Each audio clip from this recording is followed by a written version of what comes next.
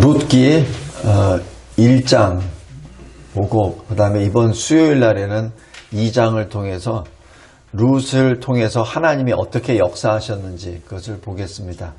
특별히 오늘은 1장에서는 나오미를 중점으로 보겠습니다. 여기 룻기 1장 1절에 보면은 사사들이 치리한 때라고 기록합니다.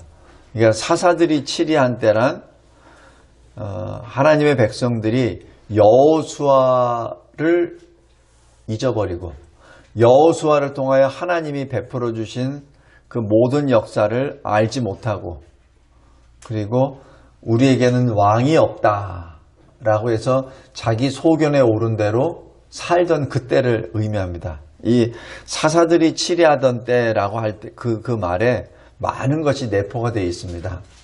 그래서 하나님께서 사사를 통해서 구원을 해주신 다음에 그 다음에는 또 평강을 이루다가 그 다음에 또 하나님을 떠나고 하는 그런 와중에 있습니다. 그럴 때 1절에 보면은 그 땅에 흉년이 들었습니다. 제가 여러 번 말씀드리는데 어떤 자연의 변화가 있다든지 아니면 세상이 변화가 됐다든지 아니면 우리 각자 인생에 어떤 어려움을 닥친다든지 했을 때 가장 먼저 해야 될 것은 하나님께 엎드려야 됩니다. 누구 잘못을 그걸 떠나서 누구 때문에 이렇게 됐다, 뭐가 때문에 이렇게 됐다 이런 거 다 떠나서 내 인생에 아니면 내가 거하고 있는 어느 나라나 어느 단체에 어떤 무엇이 일어났을 때는 가장 먼저 하나님께 엎드리는 게 1번입니다. 그리고 하나님께 이것이 무엇을 의미하는 겁니까? 라고 영적으로 접근해야 돼요. 그래서 내 영이 열리고 주님이 그 일들을 통해서 나에게 무엇을 요구하시는지를 그거를 먼저 하나님께 묻고 그리고 그것을 체득해야 합니다. 또 그런 일들을 통해서 하나님을 알아가야 돼요. 이 안다는 얘기는 하나님을 체험해야 하라는 얘기입니다. 그냥 지식적으로 아는 그런 차원이 아니라 하나님을 만나고 하나님을 직접 체험하라는 그 뜻입니다. 그래서 환난의 때, 그때가 실은 하나님을 만날 절호의 찬스입니다. 어떻게 만나냐고요? 아주 간절하게. 왜냐하면 내가 풍요로울 때는 하나님께 기도를 잘 안 하게 돼요. 사람 속성상. 내가 무슨 일을 할 때 뭐가 잘 되잖아요. 그러면 잘 될 때 그냥 하나님 감사합니다. 룰루랄라 하고만 그렇게 되지 심각하게 하나님께 엎드려서 하나님께 그냥 절절하게 부르짖거나 기도하는 것이 인간의 속성상 참 약해져요. 그래서 특별히 환난의 때가 그래서 환난을 또 다른 면의 복이라고 봅니다. 그건 제 개인적인 표현입니다. 그러니까 뭐가 잘 됐을 때도 복이죠. 그다음 뭐가 안 되거나 환난을 만났을 때가 또 다른 면의 복입니다. 왜냐하면 하나님께 더 간절하게 기도할 때가 되거든요. 여기 1절 보면은 그 땅에 흉년이 들었습니다. 그 땅은 어떤 땅이죠? 베들레헴입니다. 베들레헴은 그 말 자체가 베스는 장소, 집이고 렉햄은 빵입니다. 그러니까 빵이 나는 장소, 곡식이, 양식이 풍부한 장소예요.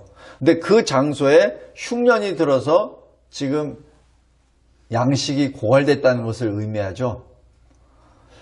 그랬을 때 한 사람 2절에 엘리멜렉이라는 것은 엘리는 나의 하나님, 멜렉은 왕입니다. 나의 하나님은 왕입니다라는 이름의 소유자. 그러니까 신실한 부모의 아들입니다. 요새로 이야기하면 모태신앙자입니다. 아버지가 신실하니까 자기 아들 이름을 나의 하나님은 왕이십니다 라는 이름의 엘리멜렉이라고 그렇게 이름을 줬어요. 그런데 이 흉년이 어느 정도 심한 흉년이었냐면은 여기 21절 보십시오. 나오미가 나중에 돌아오고 난 다음에 이렇게 평가합니다. 내가 풍족하게 나갔더니. 이 얘기는 뭐예요? 지금 이 요새로 얘기하면 이민 갔을 때 넉넉했을 때 갔다는 얘기예요. 부자였을 때. 그러니까 이 베들레헴이라는 곳이 흉년이 들긴 들었는데 그렇게 죽을 정도의 흉년은 아니란 얘기를 여기서 우리가 알 수 있어요. 근데 흉년이 드니까 보다 나은 장소로 이민 간 거예요. 보다 나은 장소로. 당연하죠. 왜냐면 자기가 능력이 있으니까. 왜 능력이 있어야, 뭐가 있어야 이민 가잖아요. 아무것도 없는데 어떻게 가요? 비행기 싹도 없는데. 그죠? 거기 가서 당장 구할 돈도 없는데. 그때는 못 가요. 그래서 여기 21절 보면 내가 풍족하게 나갔더니 내가 여유가 있어서 여기 베들레헴 이 흉년에 맞이하는 이 베들레헴보다 더 나은 모압 지방으로 지금 이민 가는 것을 여기서 의미합니다. 누구랑 같이 가요? 아내와 두 아들과 같이 갑니다. 근데 모압 지방은 어떤 지방입니까? 우리 창세기 19장에 아브라함의 조카 롯이 소돔성이 심판을 받고 난 다음에 롯이 두 딸과 같이 동굴에서 지내다가 그 딸들에 의해서 낳은 그 자손이 모압과 암몬 아닙니까? 그래서 이 모압과 암몬은 이스라엘의 총회에 영원히 들어오지 못한다라고 신명기에 기록되어 있습니다. 다시 얘기해서 불신 지방으로 갔다는 얘기입니다. 하나님이 더 이상 그 사람들과 관계하지 말라는 의미에서 그렇게까지 선언했는데 돈이 많고 그리고 모압 지방에 가서 거기서 좋은 더 큰 집도 살 수 있고 그곳에서 잘 살 수 있다고 생각하기 때문에 잘 살기 위해서 더 잘 살기 위해서 모압으로 갔죠. 근데 갔을 때는 거류했다라고 표현합니다. 거류는 잠시 머문 거죠. 그러니까 오랫동안 머문 것이 아니라 잠시 이 흉년을 피하고 있다가 아마 다시 돌아오려고 작정했었던 것 같습니다. 첫 번째 교훈입니다. 더 잘 살기 위해서 갔습니다. 더 잘 살기 위해서. 그런데 가다 보니까 그 기간이 10년이나 되어버렸습니다. 더 잘 살기 위해서 갔으나 남편은 죽었습니다. 더 잘 살기 위해서 갔으나 신앙으로부터 완전히 벗어났습니다. 왜냐하면 두 아들이 모압 여자를 아내로 맞이해버렸죠. 그러니까 불신 결혼을 해버린 것이죠. 더 잘 살려고 했는데 두 아들마저 죽어버렸습니다. 이제 더 잘 살려고 했는데 이제는 남은 사람은 나오미와 그리고 며느리 둘밖에 없습니다. 더 잘 살려고 했는데 더 이상 거기서 생존할 수가 없게 됐습니다. 첫 번째입니다. 성도 여러분, 더 잘 살려고 했는데 하나님께 엎드리지 않은 나오미의 모습을 봅니다.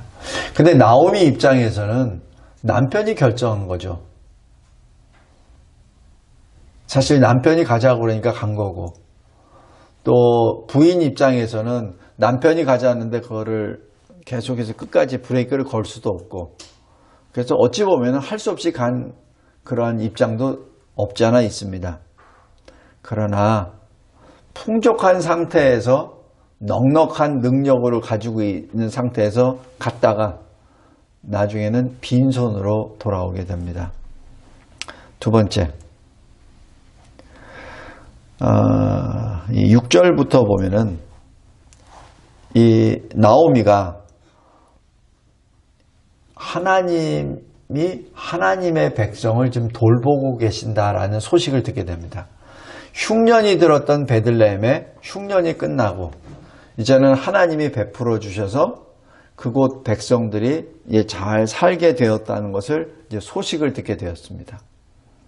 여기서 하나님의 사람과 그렇지 않은 사람의 표현이 6절에 나옵니다. 여호와께서 자기 백성을 돌보시사. 이게 하나님 백성의 고백입니다. 하나님 백성이 아닌 사람은 흉년이 끝나서 이제는 그쪽에 이제 풍년이 됐어 이렇게 표현하겠죠. 근데 하나님의 사람들은 그렇게 표현 안 합니다. 하나님께서 돌보시사 그렇게 나옵니다. 그래서 이 나오미는 자기 고향으로 돌아가려고 합니다. 이 고향으로 돌아갈 때 이 며느리 둘이 있잖아요. 그래서 여기 7절에 보면은 며느리도 같이 그냥 따라 나왔습니다. 근데 따라 나왔는데 나오미 이 시어머니 입장에서는 이 두 며느리를 자기가 어떻게 해결해 줄 수가 없어요. 이 두 며느리가 제대로 살려면 남편이 있어야 되는데 아직 젊은 나이니까 남편을 구해줄 수 있는 자기의 이 모든 게 안 되죠. 자기도 이제 이미 베들레헴을 떠난 이후에 10년이 지났기 때문에 누구하고 다시 결혼할 수도 없고 아이를 낳아서 또 설사 낳는다 하더라도 며느리들에게 해줄 수 없죠. 그래서 나오미가 이 8절에 이렇게 말합니다. 돌아가라. 어머니 집으로 돌아가라. 친정으로 돌아가라는 얘기죠. 그리고 너희가 죽은 자들과 나를 선대한 것 같이 여호와께서 너희를 선대하시기를 원하노라라는 얘기하죠. 여기서 선대라는 그 말이 히브리어 말로 헤세드를 이 뜻입니다. 이 언약 사랑입니다. 그러니까 지금 이 나오미는 두 며느리가 실은 모압 여인이지만 신앙 속에서 이 며느리들을 교육을 시킨 걸로 봐요. 왜냐하면 단어들이 하나님을 믿지 않는 사람들이 사용 못하는 단어들이에요. 그래서 이 나오미는 이 엘리멜렉과 함께 굉장히 하나님의 말씀에 따라 살려고 애를 쓰는 하나님의 사람이었음을 여기서 나타납니다. 남편도 죽고 그다음에 이방 여인과 결혼한 아들들도 죽었지만은 나오미는 계속해서 신앙 교육을 시켰던 거예요. 그래서 이 하나님이라는 여호와라는 말을 계속 쓰면서 이 언약 백성만이 쓸 수 있는 헤세드라는 말을 단어를 쓰면서 그렇게 표현을 합니다. 여기서 너희가 그러니까 두 며느리가 죽은 자들 누구죠? 남편들이죠. 남편들과 나를 선대한 것 같이 그냥 나에게 선대를 한다는 것이 그냥 하는 것이 아니라 믿음으로 나에게 잘 대해준 것 같이 나도 하나님께 기도할게. 하나님의 언약 사랑으로 너희 둘을 잘 주님께서 사랑해 주시도록 보호해 주시도록 내가 기도할게. 그러면서 이제 9절에 떠나기를 이제 하죠. 그런데 여기서 이제 나오미가 이 두 사람을 다시 한 번 더 강력하게 요구를 해서 이제 떠나라라고 말씀할 때 13절에 참으로 이 굉장히 무서운 신앙 고백을 합니다. 13절 보면은 여호와의 손이 나를 치셨으므로 여호와의 손이 나를 치셨으므로 이것이 8절에 여호와께서 너희를 선대하시기를 하는 것과 굉장히 상반되죠. 지금 여호와 하나님은 어떤 분이시죠? 구원의 하나님이십니다. 영원하신 하나님이십니다. 근데 그 하나님이 너희들에게는 은혜를 베푸시고 그리고 그 하나님이 13절에 나를 치셨어 라고 고백합니다. 성도 여러분, 이것이 나오미의 지금 신앙 고백입니다. 지금 나오미는 1절에 땅에 흉년이 들어 그냥 모압으로 갔습니다. 기도도 하지 않고 자기 나름대로 더 잘 살기 위해서. 그러나 결과는 정반대였습니다. 지금 그 자체를 두고 지금 나오미는 하나님께 이렇게 부르짖는 거예요. 하나님이 나를 치셨다. 다시 얘기해서 하나님이 나를 징계하셨다. 그 뜻입니다. 지금 이 나오미는 남편 엘리멜렉을 탓하지 않아요. 내가 남편 잘못 만나서. 내가 잘 살았는데 남편 잘못 만나서 이렇게 됐어. 내가 또 잘 사는데 두 아들 때문에 내가 이 모양 이 꼴이 됐어. 누가 이렇게 모압에 가가지고 모압 여자하고 결혼하라 그랬어. 하여튼 여러 가지 생각이 굉장히 많이 교차될 거예요. 그러나 나오미는 이렇게 고백합니다. 나의 죄로 말미암아 여호와께서 나를 치셨어. 지금 이렇게 고백합니다. 여기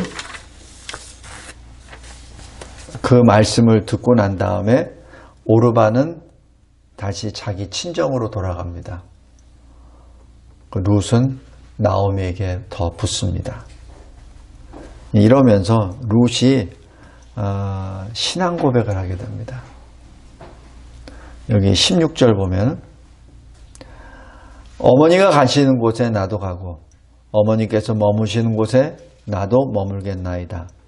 어머니의 백성이 나의 백성이 되고 어머니의 하나님이 나의 하나님이 되십니다.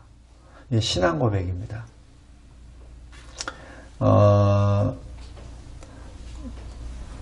느헤미야에서도 그렇고 에스라에서도 그렇고 이 이방 여인들과 불신 결혼한 사람들이 있어요. 근데 그 사람들을 나눕니다. 나눠서 다 각자로 집으로 다 보내는 역사가 일어나요. 근데 그때 들어가는 것이 신앙 고백입니다. 룻이 행했던 이 신앙 고백.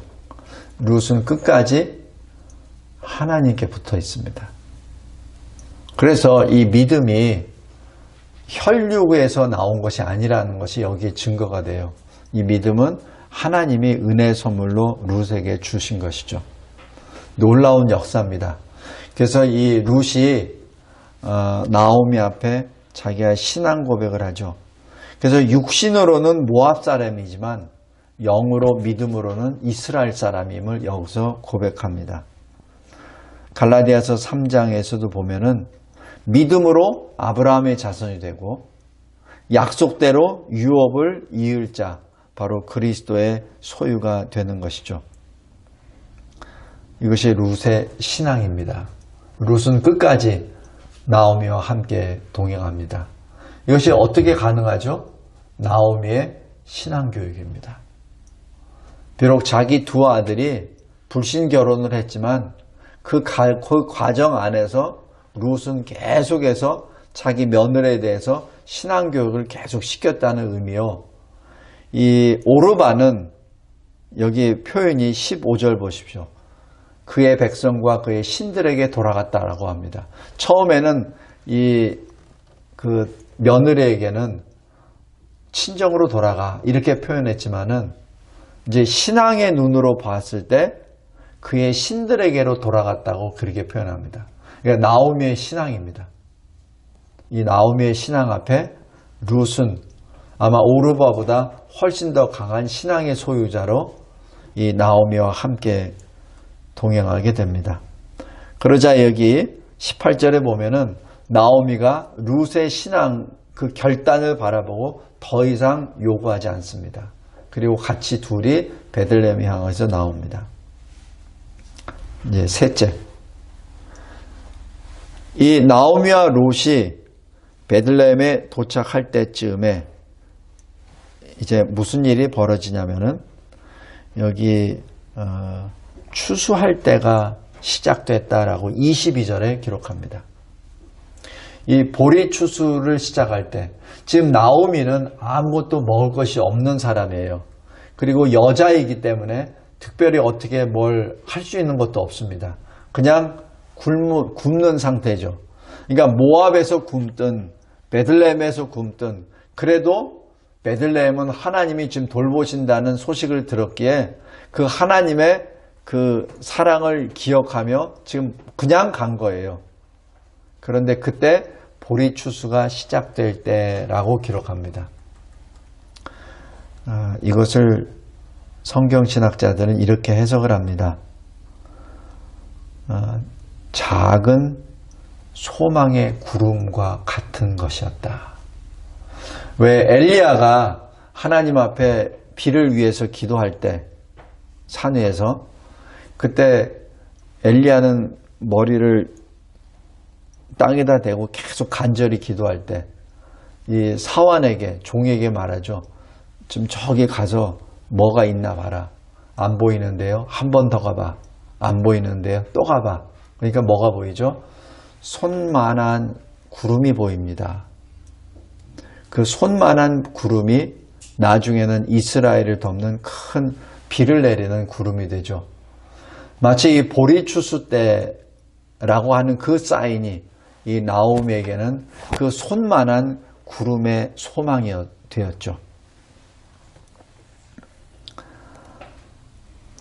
성도 여러분, 여기 나오미가 자기 자신의 10년 인생을 대해서 이렇게 평가합니다. 20절입니다. 10년 만에 왔으니까 잊혀질 만도 한데 베들레헴 그 동네 사람들이 맞아주죠. 왜?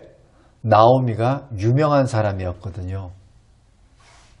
나오미가 사실 부자였거든요. 나오미가 베들레헴에서 그 나름대로 풍족하게 잘 살던 유명한 사람이었거든요. 근데 그 사람이 이민 갔다가 10년 만에 왔으니 어떻게 변화됐을까? 얼마나 더 큰 부자가 됐을까? 얼마나 큰 은혜를 더 하나님으로부터 복을 받았을까라는 확인하고 싶었을 거예요. 그런데 나오미의 모습은 초라한 빈손 됐죠. 그래서 20절에 나오미가 이렇게 말합니다. 나를 나오미라 부르지 마세요. 나오미는 즐거움 그리고 아름다움의 뜻입니다. 마라라 부르세요. 마라는 쓰다라는 얘기입니다. 이 출애굽에서도 출애굽 직후에 이 마라의 쓴물 그 나오죠. 그 마라가 쓰다는 얘기입니다. 그래서 나를 마라라 부르세요. 이유는 전능자가, 여기 전능자는 엘샤다입니다. 전능자는 바로 전능하신 하나님이십니다. 전능하신 하나님이 나를 심히 괴롭게 하셨습니다. 라고 말합니다. 이 10년의 자기의 그 인생을 이렇게 표현합니다. 하나님이, 전능하신 하나님이 나를 괴롭게 하셨습니다. 무엇이죠? 원망이 아니라 회개입니다. 만약에 원망을 했다면 이 베들레헴으로 오지 않았을 겁니다. 회개했기 때문에 베들레헴으로 오는 거죠. 마치 돌아온 탕자처럼.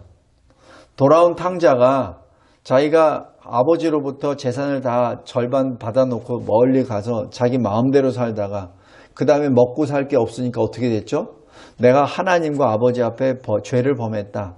이제 아버지께로 돌아가야 되겠다는 생각을 하죠. 만약에 회개하지 않는 사람은 절대로 아버지에게 안 돌아갑니다. 내가 어떻게 아버지에게로 가? 이렇게 나오죠. 근데 이 돌아온 탕자도 그렇고 이 나오미도 그렇고 지금 회개하는 마음으로 베들레헴으로 돌아온 겁니다. 어떻게 하냐고요? 자기에게 일어난 10년의 과거지사가 전능하신 하나님이 심히 나를 괴롭게 하셨다라고 그렇게 자기 인생을 평가하는 모습을 보면 그것 압니다.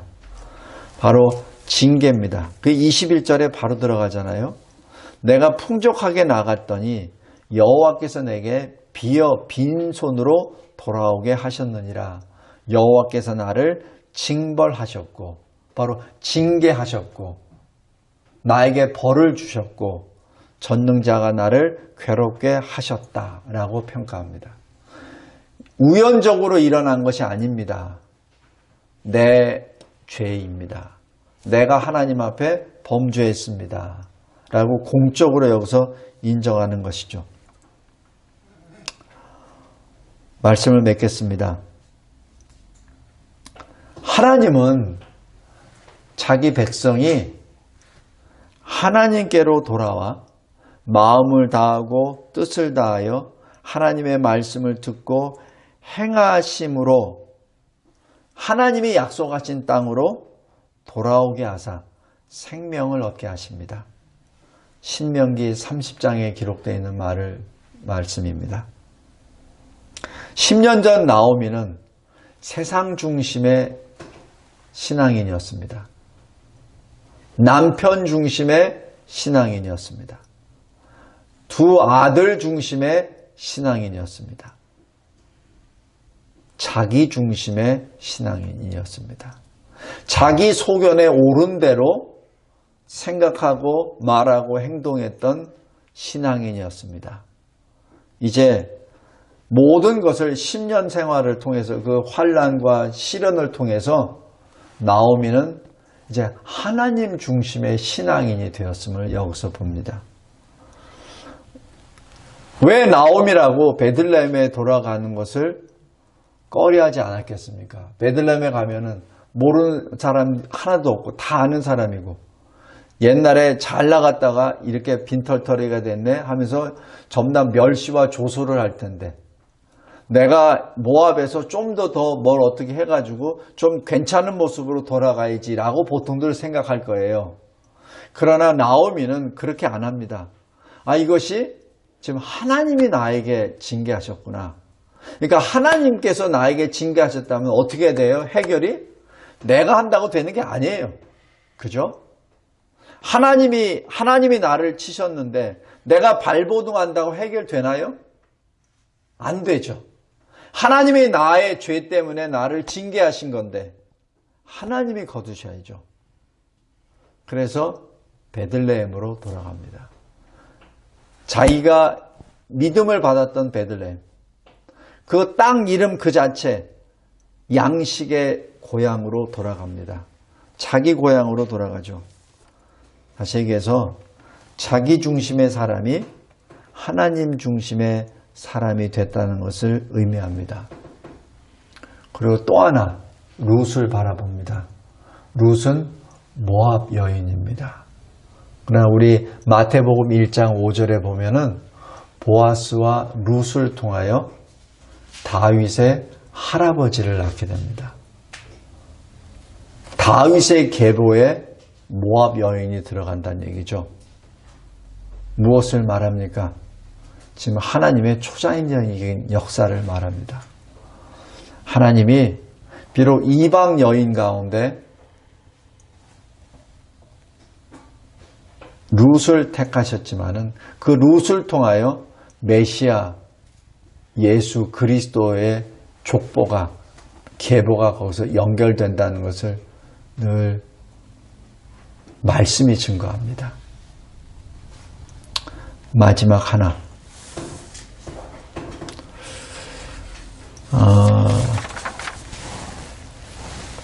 나오미의 남편 엘리멜렉 그리고 두 아들의 이름 이 말론과 기럨 등장합니다. 등장하는데 매우 초라한 모습으로 등장합니다. 룻을 등장하기 위한 배경인물로 등장합니다. 성도 여러분, 하나님은 남자 여자를 보시는 것이 아니라 그 사람의 믿음을 봅니다. 그리고 그 사람이 이 세상에 살면서 어떻게 살았느냐를 봅니다. 엘리멜렉, 모태신앙자, 어떤 부한 그리고 신앙이 돈독한 가정에 태어난 사람이죠. 그러나 그의 이름은 나오미를 설명하기 위하여 룻을 설명하기 위하여 나오는 배경으로 나옵니다. 그리고 엘리멜렉의 두 아들 그 이름은 룻을 소개하기 위하여 잠시 등장할 따름입니다. 마지막 말씀입니다. 우리가 어떻게 살아야 됩니까? 하나님 앞에 나는 어떤 사람입니까? 나는 어떤 사람입니까? 다시 한번 생각하며 내가 하나님 앞에 어떤 사람인지를 다시 한번 생각하는 시간을 갖기를 원합니다. 기도하겠습니다. 하나님 아버지 감사합니다. 하나님의 징계 앞에서 세상 타령, 신세 타령, 인생 타령, 남편 타령, 아들 타령이 하는 것이 아니라 자기 자신이 하나님 앞에 범죄했다는 사실을 철저히 회개하고 멸시와 조롱을 받을 것도 뻔히 알면서도 자기 고향으로 베들레헴으로 돌아가는 나오미의 신앙을 봅니다. 그리고 동시에 이방 여인이지만 하나님께서 택하여 주시고 그 믿음으로 그리스도의 계보에 다윗의 계보에 들어가게 하신 룻을 바라봅니다. 동시에 룻을 설명하기 위하여 나타나는 나오미의 남편 엘리멜렉과 그리고 두 아들들의 이름을 봅니다. 하나님, 엘리멜렉과 또 두 아들의 이름처럼 그냥 아무 의미 없는 누구를 소개시켜주기 위한 이름이 되지 않게 하여 주시고 하나님 앞에 기쁨으로 쓰임을 받는 룻의 이름처럼 우리들의 이름이 생명책에 기록되게 하옵소서. 이 광야 같은 세상을 살면서 그저 아무 일도 하지 않고 하나님 앞에 서기보다는 룻과 같이 하나님의 구속 역사 가운데 쓰임을 받으며 하나님이 기뻐하시는 우리 인생 이 교회가 되게 하옵소서. 주님 앞에 설 때 잘했다 칭찬받는 주님이 기억하시는 우리의 이름이 되게 하옵소서. 예수 그리스도의 이름으로 기도드렸나이다. 아멘.